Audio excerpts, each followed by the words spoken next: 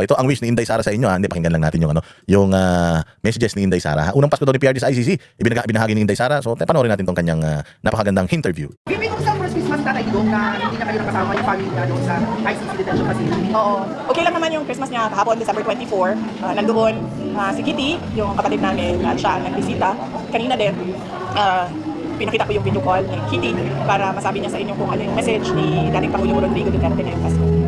Na-video pa kayo ni Bibi kahapon, hindi na kayo. Wala kaming video call. So, Ito na naman tayo. Putang ina, tanga talaga to. Alam mo ito, sa totoo lang ha. Sino ang organizer nito? Inday, pasensya na. Dito kasi pag tama palapakan, pag mali banatan. I-interview na si Inday, patugtog pa kayo ng patugtog eh. Ginaan nyo na yung tugtog, patayin nyo na yung tugtog para marinig si Inday. Walang iya naman kayo. Ang lakas-lakas pa ng tugtog nyo para kayong mga ano rin eh. Saglit lang naman to interview ni Inday. Pahinaan mo konti kasi nagsasalita si Inday doon. maka-telephone call lang. Ano ba usapan niyo? Ay, ganon? Yung kahapon or ngayon? Wala. Bawal ang video call, so pwede lang kami mag-telephone call, pero hindi pa kami nagkausap na yung Christmas. So, kung pag-visit mo sa AKP, Ayan o, tinan mo. This family helped Marcos Jr. to become president. Nung nakaraang November 1, sabi nga natin papaanong naatin mo to go to your father's grave na alam mo na yung naglibing sa tatay mo, pinadala mo sa ICC para doon mamatay. Ganyang kademonyo si Bongbong Marcos. Tapos ngayon, nagse-celebrate sila ng ng birthday ni Jesus, Christmas. Tapos itong family that helped them to go back to power. How are they celebrating yung Christmas nila? Una, giving. Bibigay sila sa mga taga Davao ng regalo. 24 pa lang ng gabi, nagpila na, namimigay na sila. 24 pa lang ng gabi. Hanggang 25, ang haba pa rin ng pila kahapon sa bahay nila. Pero that person na nagpasimuno ng tradisyon na yun, nasaan? Nasa Hague. Nasa isang malamig na selda na hindi pinayagan magkaroon ng bisita on the day of Christmas. Binawal magkaroon ng bisita. Tapos ikaw nagsiselebrate ka. How evil can you be na nagpupunta ka sa puntod ng tatay mo, nagsiselebrate ka ng Christmas, na alam mo na yung nakatulong sa pamilya nyo na bumangon mula sa lusak ng martial law, yung head of their family pinadala mo doon. The very reason why your father is in the libingan ng mga bayani na hindi katanggap-tanggap ng mga bayani, nandoon. Alam mo yun? Tapos, baliwala lang sa iyo. Ganyang kademonyo si Bongbong Marcos. Kaya huwag kayong maniniwala dyan na Merry Christmas. Ang puso ay maging mabuti, magsilbing ilaw. Gago. Lahat ng kademonyohan ginawa mo sa panunungkulan mo. Tapos, yung want us, you expect us to become light and goodness. Ang ina niyan. Sabi ko, ibang klase talaga ito si Bongbong. Satanas talaga. Ito nga sabi ni Inday, hindi pa kami nakapag-usap ngayong araw na ito kasi nga bawal pero after nyan, sa 26, makikakausap na namin. Yan nakikita mo si Inday na nalulungkot. Hindi. Actually, ang nalulungkot kami ng mga nagmamahal sa kanila because we know what it takes and how it feels na yung mahal mo sa buhay is not with you. Sa araw ng Kapaskuhan, ako somehow, masaya ako na nandito ako sa abroad. Ngayon because ito talaga, this is how I want to celebrate my holiday season. Gusto kong dito sa Tokyo, dito ko gusto magpasko because all my life nagpapasko ako with my family. Pero nung 24, wala kasing Christmas dito Walang Christmas dito, ano lang dito usual. Dinner lang tapos wala na. As in, wala naman kasing Diyos ang mga Hapon Wala naman silang religion. Buddhist kasi sila ang alam ko Basta hindi sila nagse-celebrate ng Christmas. New Year nagse-celebrate sila. Dito nga ang celebration nila ng Christmas, pupunta sila sa KFC. Kakain sila ng manok ng KFC. Manok bakit? Kasi daw ang unang nag-introduce ng Christmas sa kanila is KFC. That's why every Christmas, yun yung klase ng celebration nila. Pupunta sila sa KFC and they eat at KFC. Grabe ang haba ng pila ng KFC dito. Yung KFC nga kahapon na nagpunta ako, sarado na ang aga-aga pa. Pre-order. Yung manok nila niluluto pa. At yung pagsisilbihan nila, wala doon. Kumbaga in-order na sa kanila yung mga manok na yun. So, suma total, nung tumawag ako sa parents ko nung 24 to greet them, anong handa ninyo? Somehow, in my heart, na although ito yung gusto ko na gawin sa Pasko at Bagong Taon, nasarap din na kasama mo yung family mo, di ba, na celebrate. Pero yun, katulad nga nito, si Inday Saraw, gusto nila makasama yung tatay nila. Alam ko si pare kong Bastel, lungkot na lungkot yun because it's the first Christmas na hindi sila magkasama. And kita mo pa rin naman sila. Tinuloy pa rin nila yung kanilang nakagawian. Habang saya-saya ng mga Marcos, nagse-celebrate sa Malacanang na ang very reason why nandoon sila sa Malacanang is the Dutertes. Itong ginawa nila sa mga Duterte. Ganyan ka-traidor, kademonyo, kahudas yung mga Marcos niya. Kaya wag na kayong maglalagay ng Marcos sa gobyerno. Okay naman, maraming araw na nagkausap kami ni dating Pangulong Rodrigo Duterte. At masaya ako dahil nabigyan kami ng ganyan na pagkakataon. Malungkot lang dahil siya ay nasa detention, pero masaya ako dahil nabigyan kami ng ganyan na pagkakataon mag-ama na mag one-on-one at 1 hour and a half every day para magkausap. And okay na din yun, na kahit pa paano, malayo man, nakakausap pa rin, pero syempre, iba pa rin yun nandiyan. At lagi natin tatandaan, the reason why the Dutertes are in this situation is because of the Marcoses whom they help. Yung Marcoses na inano nila, na tinulungan nila, sila ang gumawa nito sa mga Duterte. Ganyan ka, traidor yung mga yan. Wag natin kalilimutan yun. On the other hand, sa BICAM, na-restore yung budget, yung proposed budget ng movie nila. 8 million, 8 million. Next question. Next question. Alam ko na yan. Next question. So, ngayong January, yung first January, may paano yung 2026 national budget ni Pilipinas? Pili pwede dapat before December 31 pirmahan ang budget. Otherwise, mag-re-enact yan kung hindi pirmado by December 31. Tinan mo kung gaano katalino si Inday. Alam niya na if the budget, o if lumagpas ng 2025 yung budget, January 1 na, hindi pa napipirmahan. Reenacted na dapat. Reenacted na kapag hindi pa. Kasi ngayon, pinalalabas nila, kunyari, nire-review ni Bongbong. Puta, kita mo nga, nagpapa-interview. Kita mo nga, tuwan-tuwa sila, kinikilig-kilig sila. Sabi nito ni Claire Castro, walang Pasko si Bongbong. Sabi ni Claire Castro, walang. Pero kita mo, tuwan-tuwa, ipapa-interview pa. Yan ba yung nagre-review ng budget? Di ba kanina, nakita nyo? Si Bongbong Marcos kinikilig pa. Yan ba yung nagre-review ng budget? Walang nire-review yan, tanga yan eh.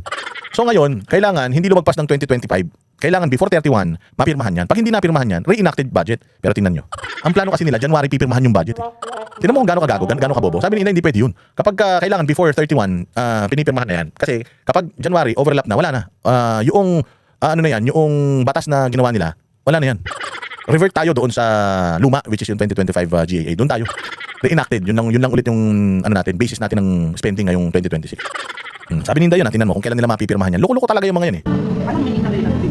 Reenact meaning ang 2025 budget will continue to take effect, will carry on. So dapat pirmahan siya before December 31. Sabi naman ang kanyang, first week of January, pirmahan yung BBM. Nangkot sa ilang.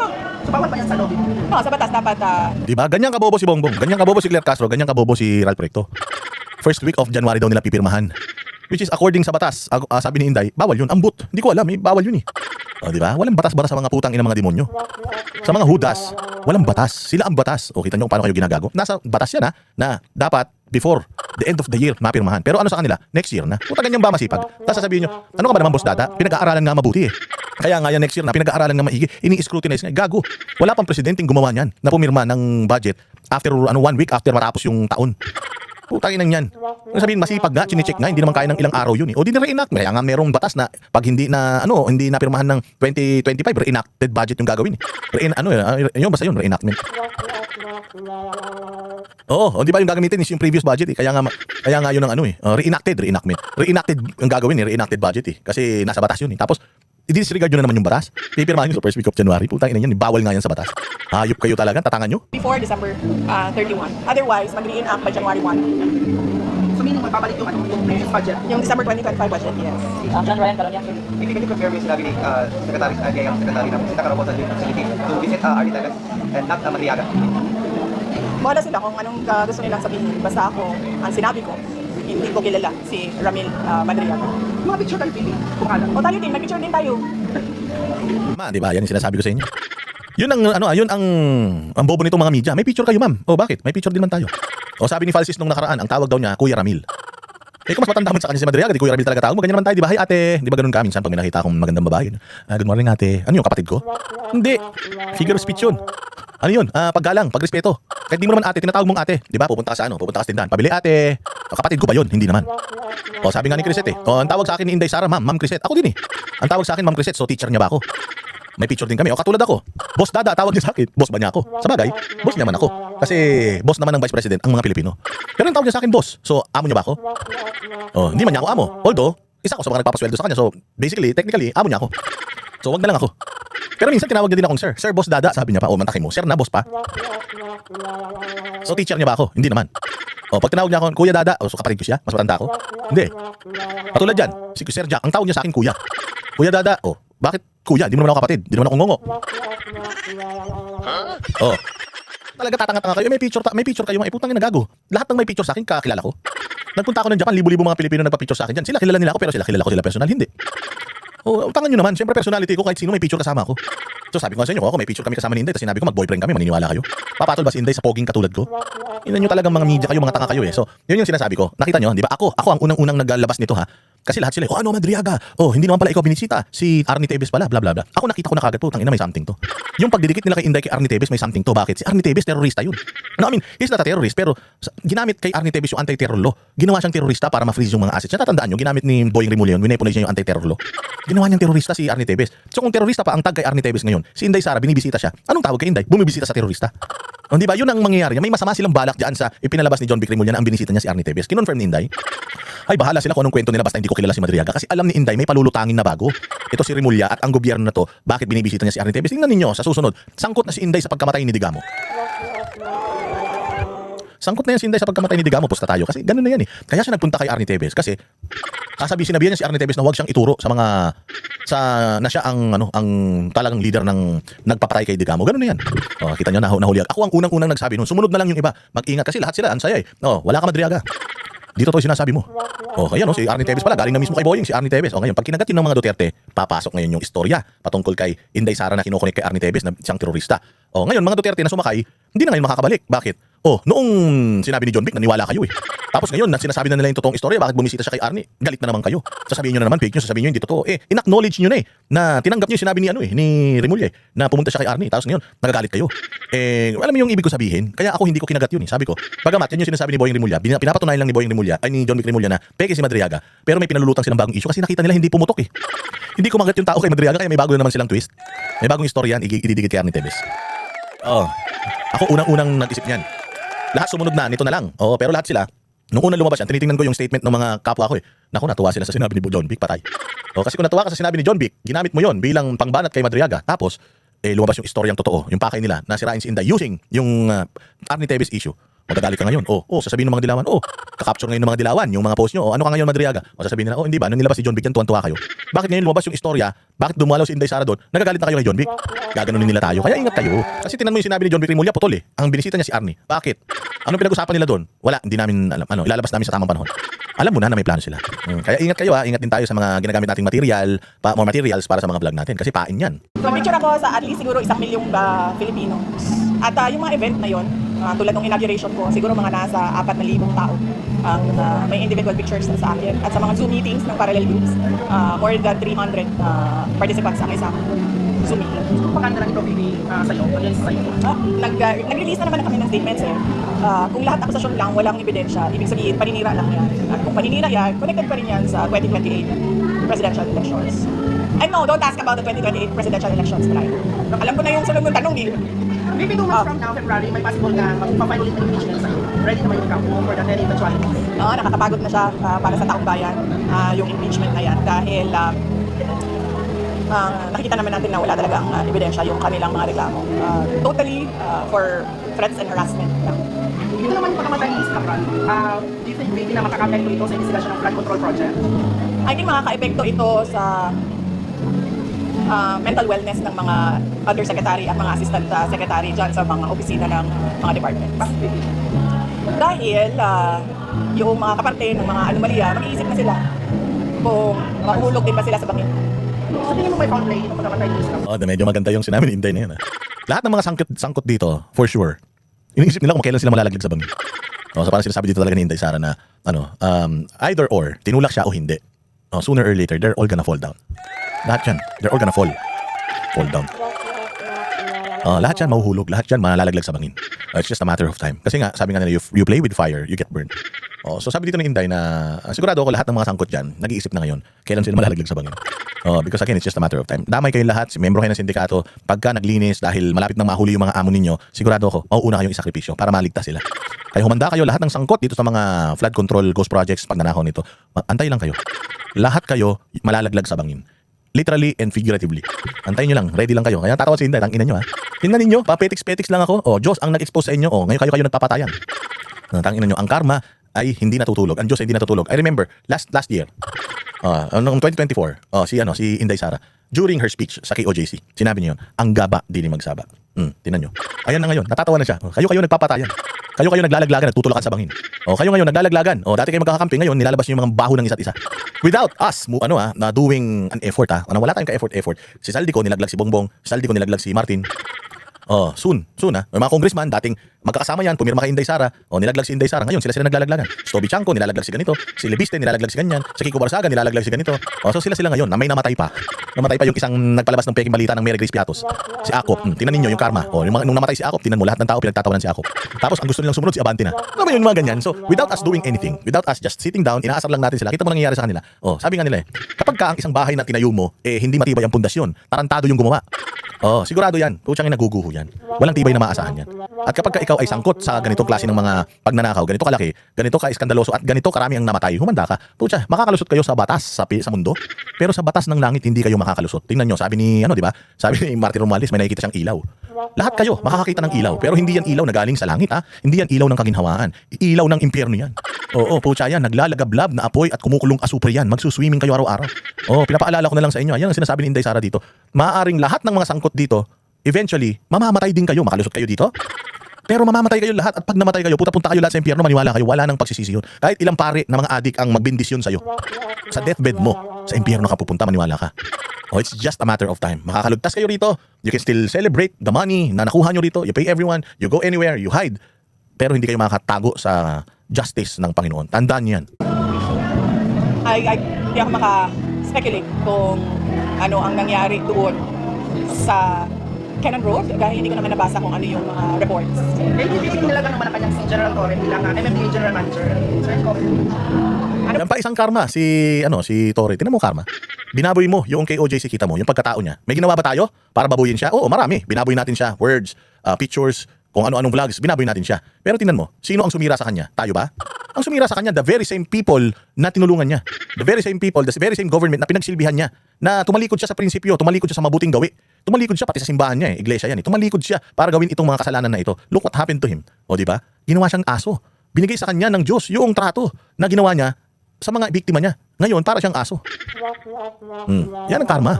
O, na wala tayong kontrol diyan. Sino ang gumawa niyan? Langit. Kasi nga, ang binaboy mo, simbahan. Ang binaboy mo, pananampalataya ng mga taong nagbibigay pugay sa Panginoon. O, tinan mo nangyayari sa inyo ngayon. Para kang aso. At yan ang legacy na iiwan mo. Hanggang mamatay ka, mga susunod na henerasyon, pag narinig si General Torre, putay na yan ang iisipin ng tao. Puros kahayupan ang ginawa niyan sa lupa. O, at ikaw, kung Torre apelyido mo, mahihiya ka. So kahit hindi naman niya kamag-anak, basta Torre apelyido, sabi mo, kamag-anak mo si General Torre, no? Loko-loko yun eh. Loko-loko ka rin ba? O, yan ang masaklap. Ang comment niya, dapat siguro siya ang mag-comment sa kanyang appointment. Anong comment niya? Wala siyang comment. Tanong mo siya kung anong comment niya. Bibalikan kayo ng contenders, hindi dito po bumisita ka po sa Diyos. Ang sinasabi ko, wala akong i-confirm at i-deny. Kung gusto nila sila ang magsalita, then magsalita sila. Basta ang sinasabi ko, hindi ko kilala si Ramil Madriana. Yun sir, ang sagot ko. Yun ang sagot ko sir. Sila na lang ang magsalita kung gusto nila magsalita. Pinipilit ng media yung kay Arnie Teves kasi meron na silang ploy dyan. Meron na silang istorya dyan na nakareserba lang. Kaya nila tinatanong si Inday Sara dyan kasi nga gusto nilang magkamali si Inday. Matalino si Inday. Sabi ni Inday, I will not comment on something na hindi kompleto. O I will not confirm yung sinasabi ni John Vic. Alam ko naman na meron siyang gustong palabasin, ilabas na nila. O pag nilabas nila yan, pwede kong pwede kong sagutin na yan pag nilabas na nila. But until then, my lips are sealed. Mas may message ka ba kay BBM? Christmas, di ba? Bakit? Magbabago ba yung ugali niya kung Christmas o hindi? Hindi naman magbabago. So, and in the same vein, magbabago ba yung ugali ko kung Christmas o hindi? So kung ayaw ko siya batiin kahapon na hindi Christmas, ayaw ko siya batiin ngayon na Pasko. Kasi sila lang naman ang plastic, yan ang sinasabi ko sa inyo di ba? Tingnan mo, panay ang bati nila, lahat unity, mga Pilipino, bla bla bla. Ginagamit ng mga Marcos at Romualdez yung Pasko para sabihin na makatao sila, na sila pro Filipino sila, at talagang they're up for unity, kalimutan ng lahat Pasko. Ulul, sabi nga ni Inday, gago ka ba? Nang yan, kahit naman magpasko, demonyo ka pa rin kahit naman magpasko, magnanakaw pa rin kayo kahit naman magpasko at matapos ang Pasko, putang ina, mga satanas pa rin kayo Bakit pa kita babatiin? Same goes with me, na whether Pasko o hindi, mabait, mabait kayo? Dahil Pasko ngayon, mabait kayo? Pero after ng Pasko, hindi na kayo ulit mabait? Dapat kapag ganyan, sabi ko nga sa inyo, ang Merry Christmas para lang yan sa mga taong matitino. Yung mga magnanakaw, chismosa, adik, hindi dapat nang may Merry Christmas yan dahil mga demonyo yan Yan yung sinasabi ni Inday Sara dito. Ba't ko babatiin yan? Kahit naman batiin ko yan, magpasko bagong taon, hindi naman magbabago ugali yan, kawatan yan. Ba't ko pa siya babatiin ng Merry Christmas? Ang babatiin ko lang ng Merry Christmas yung mga mababait. Pero yung mga ganyan, demonyo kawatan, hindi ko babatiin ng Merry Christmas yan. Dapat nga, wala na yun. Tingnan mo, napakasinungaling ni Bongbong. Sabi ni Bongbong, bago magpasko, marami nang makukulong ng mga politiko. Putang ina, mag-New Year na. Ganyan kaloko-loko si Bongbong. Ganyan kaloko-loko kawatan yung utak niyan. Hudas yan kita mo, may nakulong na politiko? Wala. Maraming hindi merry ang Christmas. Yan ang sinasabi ko sa inyo. Nagpapaliwala kayo kay Claire Castro at kay Bongbong Marcos, parehas na sinungaling. Ang sinungaling, kapatid ng magnanakaw Ganun kasi ang mga tao. Ayaw ko batiin ng mga ayaw ko batiin. Bilang araw ng absence si Senator Bato sa Senado. So, nakausap pa kayo lately, recently, ni Senator Wala. Bato. Wala May kami- mga advice na yun. Hindi kami Ayan. Sana nagustuhan niyo itong ating episode. Ng pambubraot, Merry Christmas, tapos na ang Pasko. Kaya putang ina, hindi natin binigyan ng day off yung mga demonyo. Kahit Pasko, post ako ng post, putang ina nyo, bahala kayo. Umasaktan kayo, dapat na sa inyo yan. Kung ikamatay nyo yan, dapat lang din. Sana. Ang wish ko lang ngayong Pasko Ang wish ko ngayong Pasko, hindi lang sa birthday ko, January birthday ko na. Ang wish ko ngayong Pasko, lahat kayo mamatay na. Hindi lahat kayo lahat ng mga magnanakaw sa gobyerno, lahat ng mga nang abuso sa mga Pilipino na mga politiko, lahat kayo mamatay na. Oh, kahit sa papanong paraan may nagsasabi hindi kailangan maghirap sila. Kailangan hindi, putang ina basta ano, the end ganun, ma-overdose, mabagok. Oh, ganun. Sabi nila wag ka hangad ng masama, angit sa kapwa mo. Putang ina yan, puros katarantaduhan ang ginawa sa iyo, hindi ka pa maghahangad ng. Yun ang nga lang ang kaya mong gawin eh. Isumpa ang lahi ng mga hayop na yan eh. Pipigilan pa nila tayo. Yan ang panatero, walang inuurungan. Pag tama pala